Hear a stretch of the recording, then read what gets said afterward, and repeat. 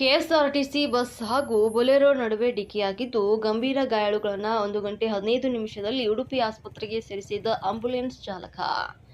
ಕುಮಟಾ ತಾಲೂಕಿನ ಮಣಕಿ ಮಾನೇಯರ ಹತ್ತಿರ ಇಂದು ಬೆಳಗ್ಗೆ ಕೆಎಸ್ಆರ್ಟಿಸಿ ಬಸ್ ಮತ್ತು ಮೀನು ಸಾಗಾಟದ ಬೊಲೆರೋ ವಾಹನಗಳ ನಡುವೆ ಸಂಭವಿಸಿದ ಭೀಕರ ಅಪಘಾತದಲ್ಲಿ 16 ಜನರು ಗಾಯಗೊಂಡಂತಹ ಘಟನೆ ಗುರುವಾರ ಬೆಳಗ್ಗೆ ನಡೆದಿದೆ.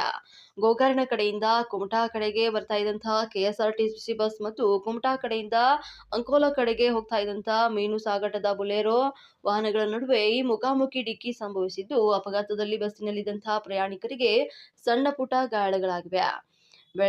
ಬೊಲೆರೋ ಚಾಲಕ ಡೇವಿಡ್ ರೊಜಾರಿಯೋ ಅವರು ಗಂಭೀರವಾಗಿ ಗಾಯಗೊಂಡಿದ್ದು, ಆಂಬ್ಯುಲೆನ್ಸ್ ಚಾಲಕನ ಸಮಯ ಪ್ರಜ್ಞೆ. ಉತ್ತರ ಕನ್ನಡ ಜಿಲ್ಲೆಯಲ್ಲಿ ಸುಸಜ್ಜಿತ ಮಲ್ಟಿ ಸ್ಪೆಷಾಲಿಟಿ ಆಸ್ಪತ್ರೆಗಳ ಕೊರತೆ ಇರುವಂತಹ ಕಾರಣ ಅತಿ ಸೂಕ್ಷ್ಮ ಸ್ಥಿತಿಯಲ್ಲಿದ್ದ ಚಾಲಕ ಡೇವಿಡ್ ಅವರನ್ನ ತುರ್ತು ಚಿಕಿತ್ಸೆಗಾಗಿ ಉಡುಪಿಯತ್ತ ಕರೆದೊಯ್ಯಬೇಕಾದ ಅನಿವಾರ್ಯತೆ ಎದುರಾಗಿತ್ತು.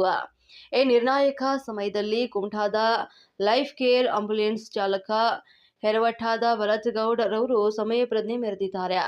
ಜೀವನ್ಮರಣದ ಹೋರಾಟದಲ್ಲಿದ್ದಂಥ ಚಾಲಕ ಡೇವಿಡ್ ಅವರನ್ನ ಹೊತ್ತು ಆಂಬ್ಯುಲೆನ್ಸ್ ಕುಮಟಾದಿಂದ ಹೊರಟು ಕೇವಲ 1 ಗಂಟೆ 15 ನಿಮಿಷದ ಒಳಗೆ ಉಡುಪಿ ಆಸ್ಪತ್ರೆಯಲ್ಲಿ ತಲುಪಿಸುವ ಮೂಲಕ ಗಾಯಾಳುವಿನ ಜೀವ ಉಳಿಸಲು ನೆರವಾಗಿದ್ದಾರೆ. ಭರತ್ ಗೌಡ್ರವರ ಈ ಒಂದು ಕಾರ್ಯಕ್ಕೆ ಸಾರ್ವಜನಿಕರು ಮೆಚ್ಚುಗೆಯನ್ನು ವ್ಯಕ್ತಪಡಿಸಿದ್ದಾರೆ. ಘಟನೆಗೆ ಸಂಬಂಧಪಟ್ಟಂತೆ ಕುಮಟಾ ಪೊಲೀಸ್ ಠಾಣೆಯಲ್ಲಿ ಪ್ರಕರಣ ದಾಖಲಾಗಿದ್ದು ತನಿಖೆಯನ್ನ ಮುಂದುವರೆದಿದೆ.